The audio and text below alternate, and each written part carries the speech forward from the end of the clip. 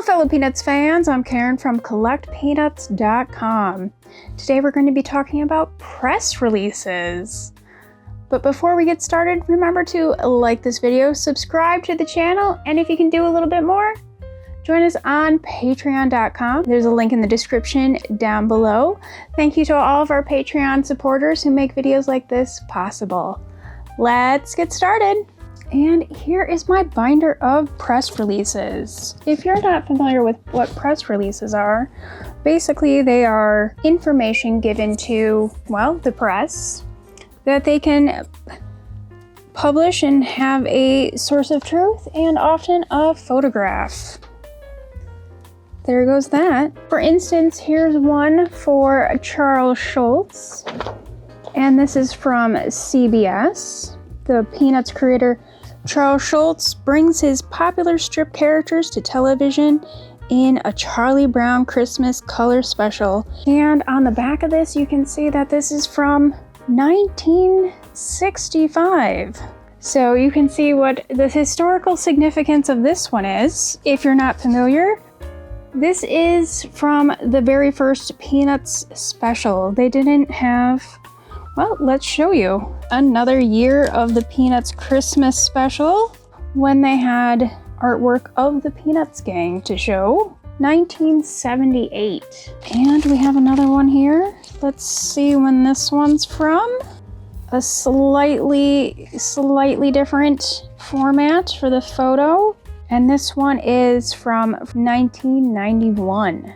Now you may be wondering, why do collectors seek these out? I can say from my experience, I like them because they're an interesting piece of ephemera. They're items that you don't come across on a daily basis because these weren't available to the wider public. Getting them can be sometimes tricky, sometimes they could be expensive, like the first Charlie Brown Christmas, but sometimes maybe they're just a little footnote of history you'd like to keep in your own collection. Most of the times when you find these, there'll be advertisements for Peanuts specials or other television debuts, but sometimes you'll find something a little different. Let's take a look at a few I recently purchased.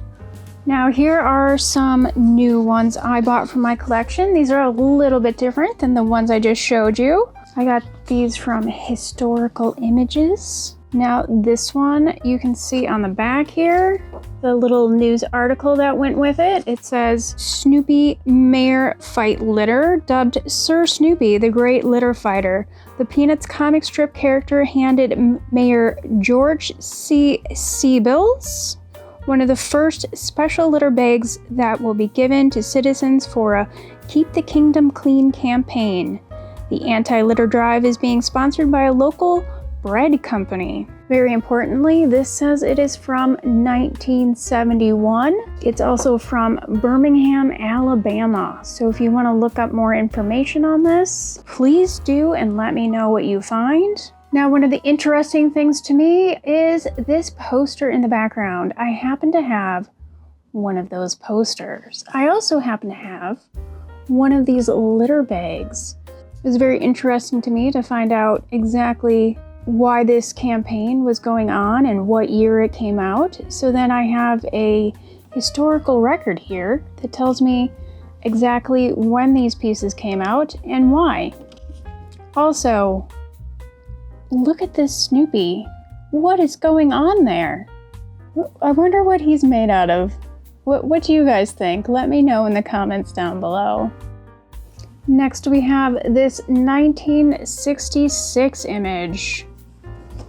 I don't know anything about this one. I assume that it probably goes along with one of the TV specials. Unfortunately, it is missing any additional information. But I thought it was an interesting image. We've got giant Freda with quite tiny Snoopy and Charlie Brown with her. So that's a very strange image, and I just thought I should get it from my collection. Next we have this interesting piece. This one is from 1974. Look at all these stuffed Snoopies. I thought it was very interesting to see which Snoopies were available in 1974. And also, you can see a Snoopy in his original bag. These Snoopy dolls are very popular and were made by Determined Productions. They first started coming out in 1968. And you can also see the news article on the back here. Snoopy puts on the dog. October 27th, 1974. Move over, Ken and Barbie dolls. Snoopy is barking up the fashion tree now. For children who are beginning all of a sudden to think their stuffed Snoopy doll looks naked, parents can spend between $2.50 and $6 for the dog to be put on the dog. It also looks like this is from the Detroit Free Press if you want to look up this article. Next we have this fabulous photo of a very famous Snoopy phone. This one's from 1978 from the Sun Times. Hooked on Peanuts, Illinois Bell Telephone Company is offering this new decorator telephone featuring Peanuts characters Snoopy and Woodstock. The phone costs $110, for which a customer purchases just the telephone housing. Illinois Bell retains ownership of the phone's working parts and is responsible for its maintenance. And for our final photo, I couldn't pass up on this hilarious shot of Charles Schulz.